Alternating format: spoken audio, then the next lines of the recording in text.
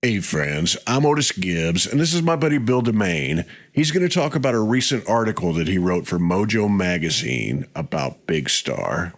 In 1978, it was 3 years after Big Star had officially broken up, Jody was not playing drums very much anymore and, was trying to figure out what is my future. He went to live in England for a couple of months, and he was staying in London with a writer from the NME named Andrew Tyler. And one day he and Andrew drove out of London to a little town called Rye. Rye is next to a town called Peasmarsh, where Paul and Linda McCartney lived. So Jody said they were in this antique store out in Rye. And he turned around and he saw Linda McCartney. And then he saw a guy walk up to Linda and he realized it was Paul. And Jody was the biggest Beatles fan ever. Ringo was his idol and he'd never met him. He thought, this is the only chance I'm ever going to get. So he went up, and first he started talking to Linda, just to kind of, as a way to segue into it and not be tongue-tied. And Linda said, oh, this is my husband, Paul. And Jody told him who he was. And, it's kind of weird to think, but Paul didn't know Big Star. It was a different world, and I guess Big Star hadn't quite transcended international barriers yet. And Jody got even bolder and said, I'm a drummer and I'm over here looking for work. So Paul said, can you drop off a tape or a record at MPL in London? I'll have a listen and, who knows? And in Jody's head, he thought, I'm going to be the next drummer for Wings, So as soon as he got back to London, of course, he brought all the Big Star records over there to MPL with a note, nice to meet you, Paul. Anything, suggestions you could make, that would be wonderful. In the meantime, he's living with this writer from the NME who I guess has not paid his phone bill. 2 days later, this writer's phone in the apartment is cut off because he didn't pay his bill. So Jody says, I never knew if Paul called, But he said, in a way, it's kind of a relief because he said if he had called, Jody said, I don't think I would have been in any condition to pass an audition. I hadn't played regularly in 2 years. My chops were really loose. But he said, I sometimes think about I could have been in Wings, I bet you Paul absolutely knows who he is. Oh, man, he totally knows, yeah. Although Jody said that was the only time he ever had an encounter with Paul. He's met Ringo, but Mojo hired me 2 months ago to drive down to Memphis to interview Jody Stevens from Big Star, who, as you know, is the last surviving member. And the gist of the article was kind of about being the survivor, in a band that had a lot of chaos in it, especially with Alex Chilton and Chris Bell being very sort of volatile artistic personalities.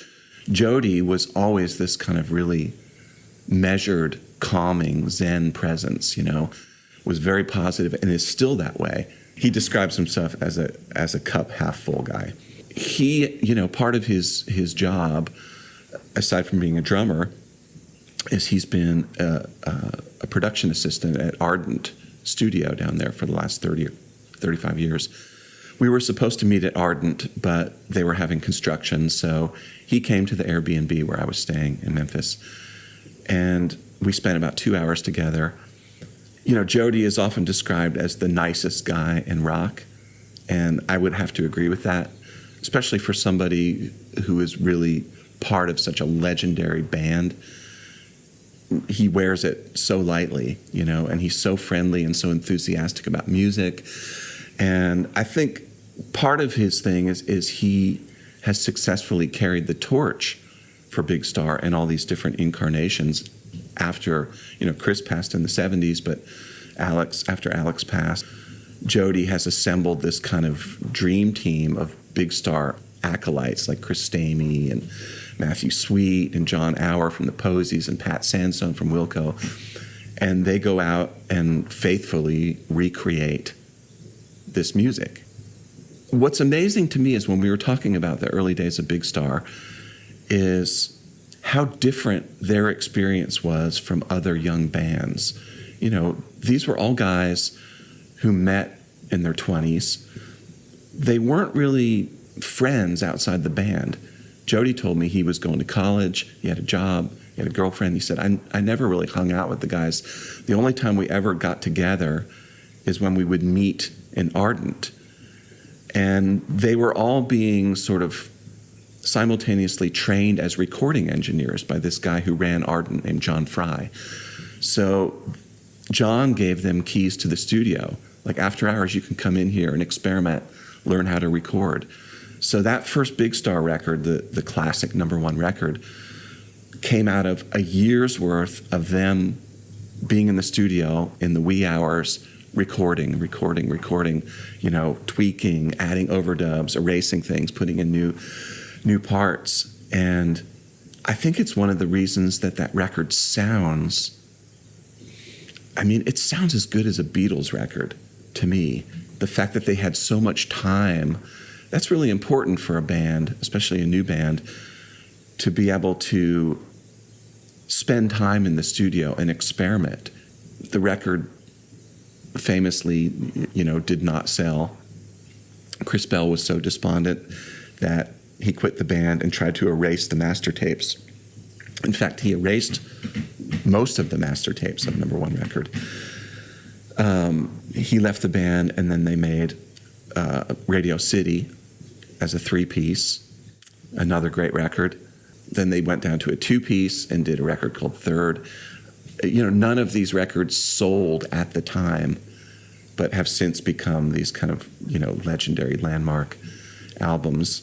At some point, you know, after Alex left, Jody played with a bunch of different bands, and, you know, he left the business and he sold burglar alarms for a while, went back to college, got his degree, started working at Ardent.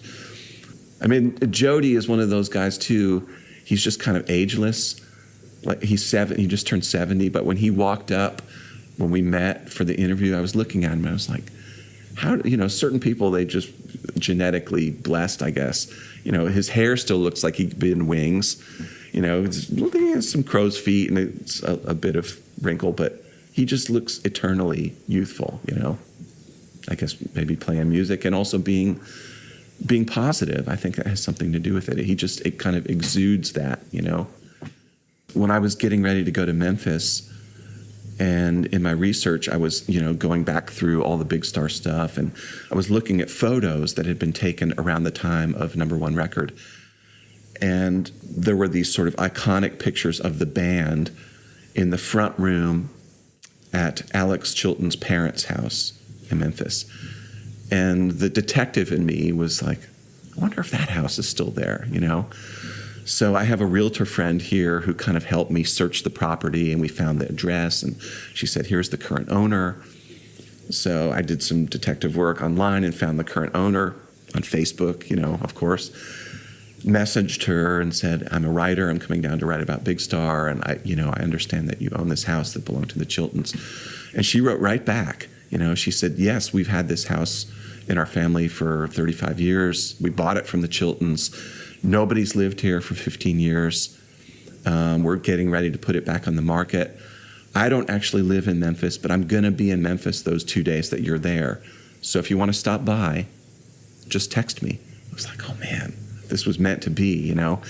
So I got down there, and this was after I talked to Jody. I drove out to this neighborhood in Memphis, and there was the house. You know, it was this 1902 Craftsman, beautiful, you know, bigger than a bungalow, but that kind of design. And walked in, and this nice lady met me there and took a left. And Jody had told me how to find the practice space. He said, all you got to do, walk in, take your first left, and walk through these, you know, these pocket doors. As soon as I walked in, it was like, oh my God, this is it. It looks exactly the same. I mean, there was a lot of junk on the floor, but the big picture windows with the sort of diaphanous drapes, it just looked like, in fact, the sun was even coming through the drapes at the same angle. So I sat down and, like, you know, had this woman take a picture of me and then put it next to that Big Star picture. I was like, oh my God, it's like time travel, you know? And I will say there's something I was thinking about this. I'm currently working on an article about Give Peace a Chance, which was recorded in a hotel room in the Hotel Reine Elizabeth in Montreal. And I've been in that room before. And I really feel like certain places have kind of cosmic emotional residue. And the Big Star practice space had that too. I mean, I got a little chill when I walked in there. It was like, these walls have absorbed all of those songs, you know? I mean, there's something that lives on in this room. Also, remarkably, Alex's mom was an art dealer, and she had an art gallery in the house.